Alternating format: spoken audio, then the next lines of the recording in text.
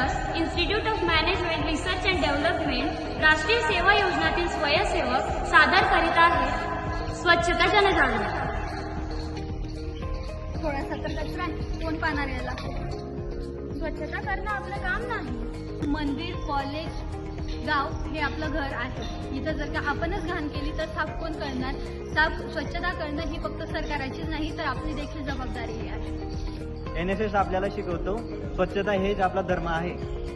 मित्रांनो, आपण सर्व मिळून स्वच्छता करून लोकांना जागृत करू. चला मित्रांनो, आजपासून आपण संकल्प करू कचरा नेहमी स्वच्छता म्हणजे रोजचं नाही तर काय आमच्या स्वच्छता असली ते आरोग्य व्यवस्थित येते.